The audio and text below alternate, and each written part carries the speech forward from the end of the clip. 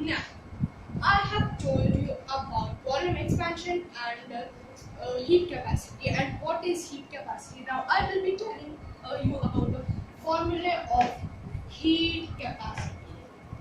There is a specific formula for calculating it. Now, so heat capacity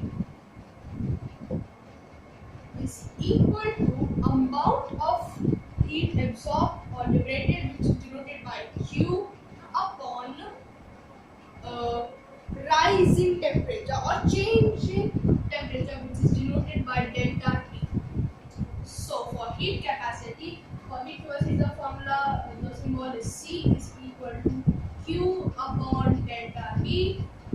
So it is C delta T is equal to, sorry, another mistake. No. This is the formula for calculating the heat capacity. Heat capacity is equal to Q upon delta T, and Q is the amount of heat liberated or absorbed, and delta T is change in temperature or rise in temperature. Heat capacity is equal to Q upon delta T is equal to amount of heat upon change in temperature. Now, heat capacity is equal to this. Heat capacity, I will be giving you some numericals based on heat capacity, specific heat capacity, and etc. at the last of the class, and it would have questions which was given here. Now, we have understood what is heat capacity and what is it for. Now we will be understanding specific heat capacity. What is specific heat capacity? It is the amount of heat required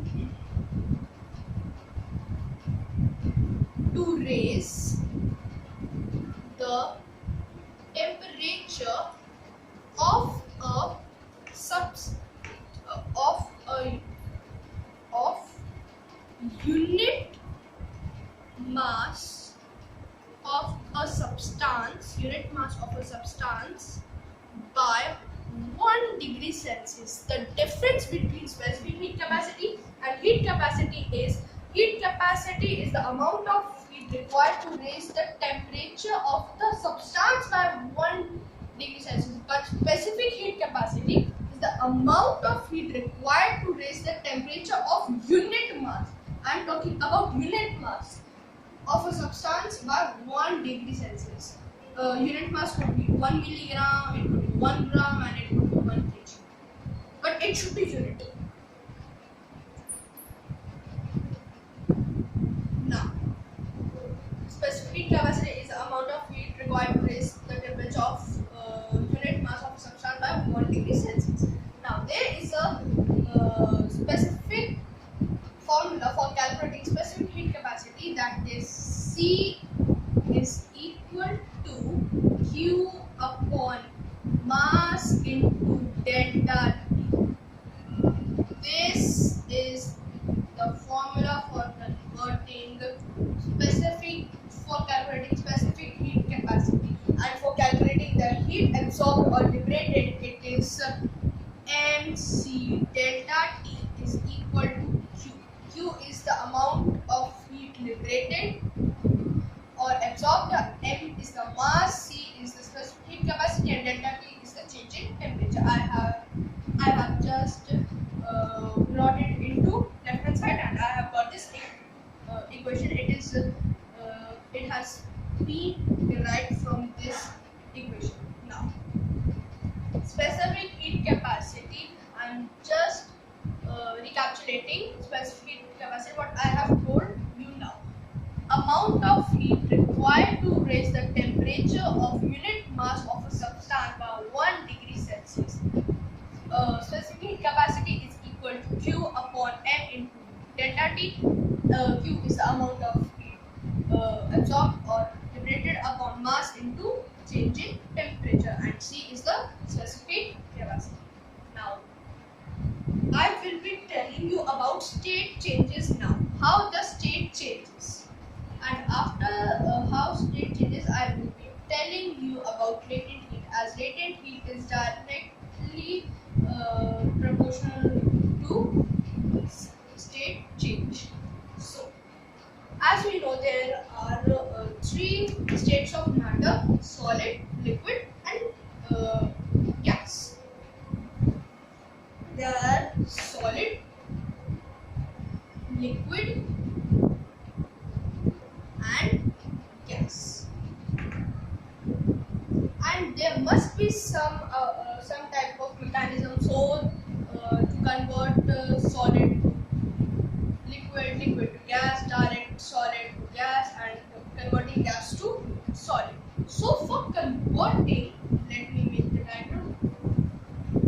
So for converting solid to liquid, we will be using the method of the process would be melting, and for liquid to gas, it would be vaporization. Vaporization. For converting solid to gas, there is another method which many people don't know. I have written it wrong. It is this. So for converting solid to gas, the name of the process is sublimation. Sublimation is the process of converting solid to gas without going into liquid state. Solid to gas without going into liquid state, and for converting gas to that solid, the process name is frosting. These new terms you need to learn. Sublimation is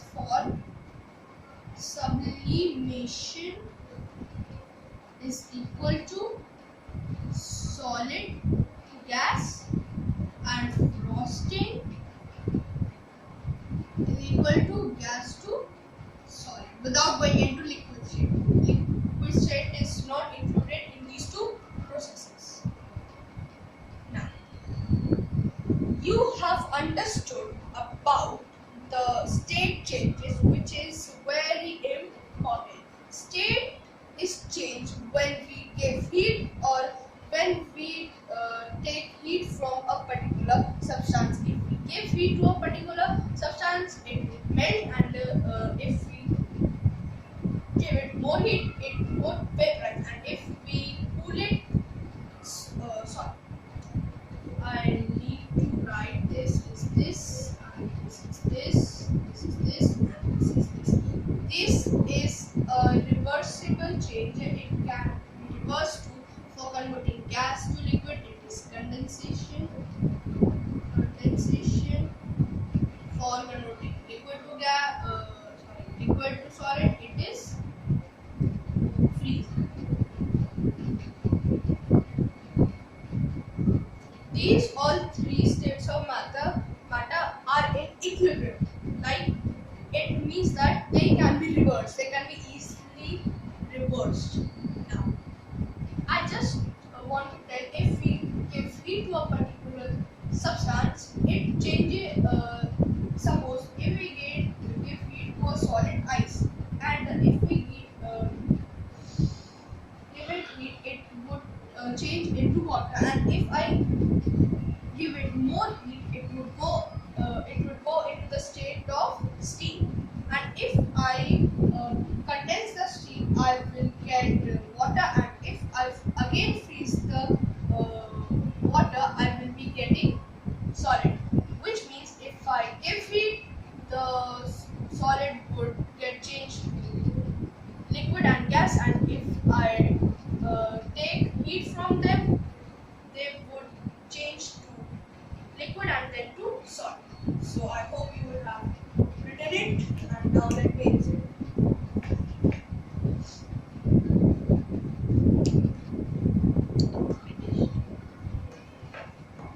Now, I have today me summarize what I have done today. So I will be summarizing my topics today. Summary. So the topics which we did today, is heat capacity. Heat capacity, I have told, it is amount of heat required to change the state of a substance to raise the temperature of a substance by 1 degree Celsius, and its formula is heat capacity is equal to Q upon delta T. And for second, we have done SHC, which is also known as specific heat capacity. Specific heat capacity is the amount of heat required to raise the temperature of a unit mass of a substance by 1 degree Celsius, and its formula is C is equal to Q upon M delta T, and amount of heat liberated or absorbed is equal to Q is equal to MC delta T. These are very two important formulas that you need to learn. Third, I told you about the state of matter and effect